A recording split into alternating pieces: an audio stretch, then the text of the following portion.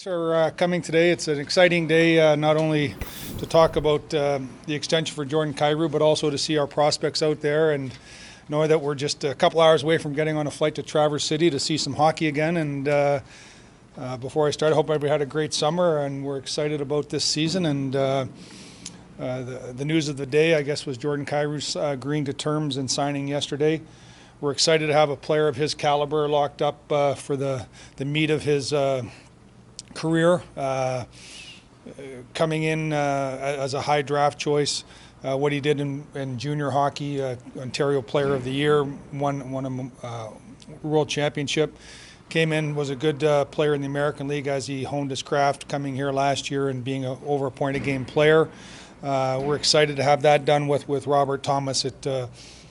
We're building for today and we're playing today and building for the future, and having those two guys signed long term is the cornerstone of what we're trying to accomplish moving forward. So that's great news for the organization, great news for the city, great news for the players, obviously themselves. So with that, I'll answer any questions you may have.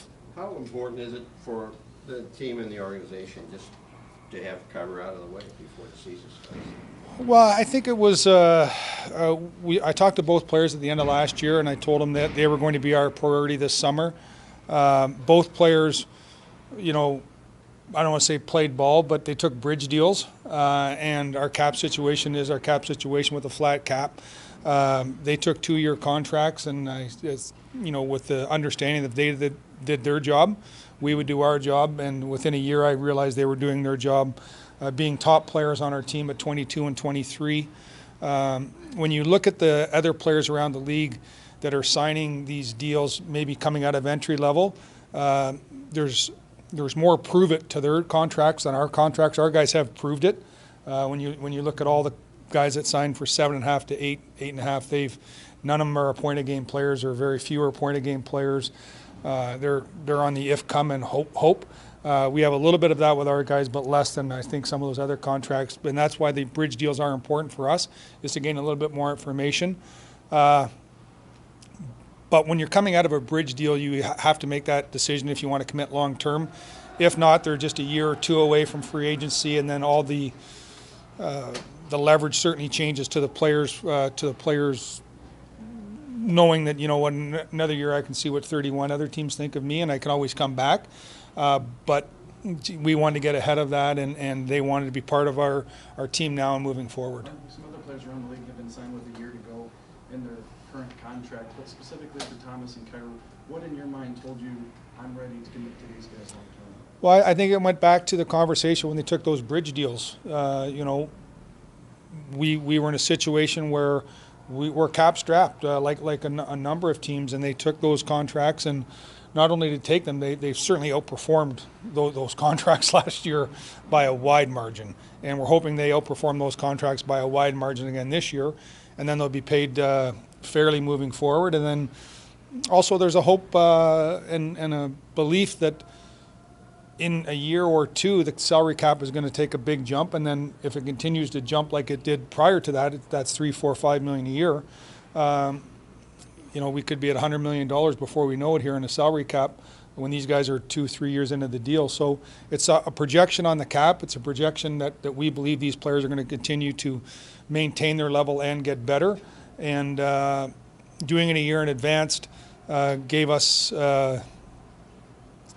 certainty. Now we can make other decisions next summer, knowing that we have these guys wrapped up.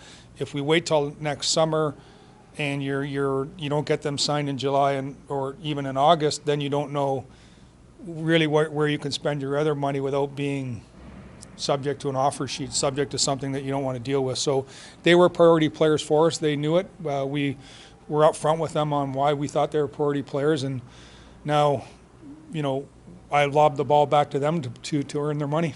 Is it a little bit of would you call it a little bit of a risk or a vote of confidence that you're extending these guys for 8 years, really, when they're so young in their career?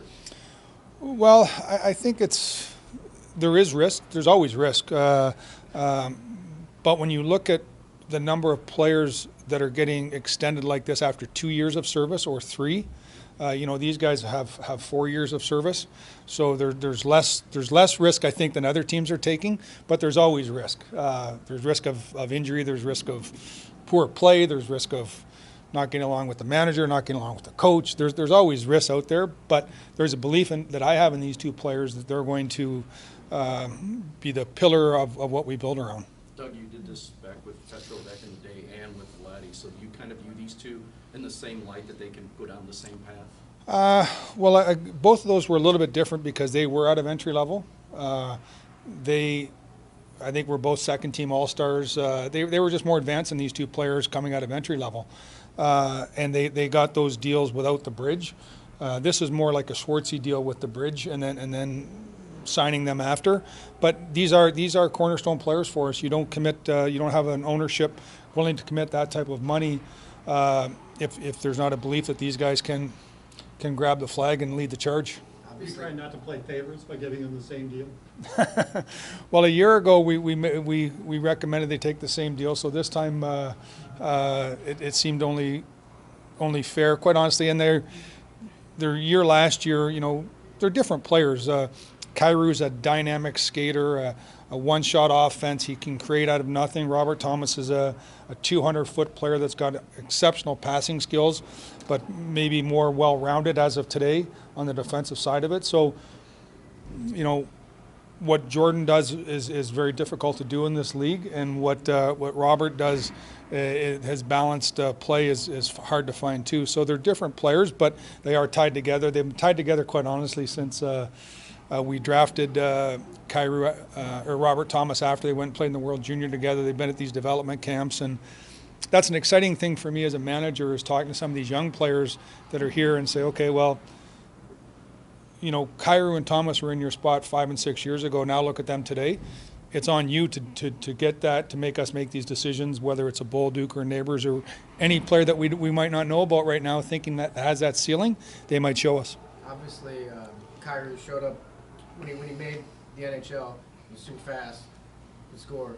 Can you describe what Craig Berube has done to kind of advance his game, maybe get him more defensive-minded, tough love, things like that? Well, I think, Craig, I don't want to say it's been tough love. He's had other options. When you have a David Perron, when you have a Tarasenko, when you have O'Reilly, Shen, you're able to hold them at a higher accountability than maybe some of these younger players have on other organizations. And it's just a reality that, again, I keep going back to the guys that are signing these long-term contracts. Most of them are coming for developing teams that are hoping. We're not in that hope stage. We're in the show me stage. And I think, Craig has been firm with Jordan, but fair. And Kyrou has responded as Robert Thomas did. I think when you look at Robert Thomas's ice time last year, where it went from the year before, he had injuries, didn't have the year that he hoped to have. He was challenged. He came back, and I think he was second on our team on ice time last year. Top point producing player. Kyrou, top point producing player, was way down on our ice time, and that's going to change obviously moving forward with the opportunity with Perron gone, and then if Kyrou and Thomas aren't really good players in there from 25 to 32 or 33, then we're probably not going to be a very good organization. So these two are separate negotiations, and you don't know where they're going to land when you start. It could be 4 years, it could be 6 years. But when you say, okay, we want to commit to these guys, was the perfect situation for you 8 years? Did you want them both for 8 years? Is that what you were hoping for? Yeah, again, trying to get guys through the meat of their everyone has a bell curve, an actuary table on when guys are good, and some guys outperform it. But it's a stat for a reason, because it usually happens. And getting these guys, 23, 24 this year, starting at 24, 25, ending at 31 and 32, that seems to be right where their best production is going to be. And to get those guys signed up for that is necessary. Do you feel like Kyrou has a way, and really Thomas too, have a way to go before they reach their ceiling as players? I hope so. I think that if this is their top end, they're going to be disappointed that there hasn't been any growth. They're very good players. When you look at our point total last year around the league, we were a good team. They were important players on a good team at a young age. What's going to happen moving forward over the next 9 years is there'll be no safety net. You were talking about Kyrou and tough love from coach. Well, it's going to be gone. He's going to have to be the guy that grabs the flag and charges up the hill. Him and Robert Thomas. There's going to be no Tarasenko, Perron, O'Reilly, Shen. There's a host of guys that when these guys are 29 and 30, some of those guys might be managers. So they're going to have to do this job. Doug, are you hoping, I guess there's the hope there, when you make that financial commitment to you, getting back in return their best years of UFA, obviously? Yeah, that's paramount. And one of the benefits of doing this a couple of years early is that you're not buying 8 years of UFA, you're buying 6. So you're, again, those tables are those tables for a reason.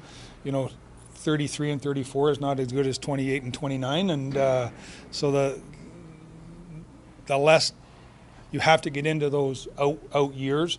Now, it's different when you're signing a guy at 32 or 33 and you know what he did last year. Signing a guy at 23 hoping he's going to be good at 34, that's a lot of rubbing the crystal ball.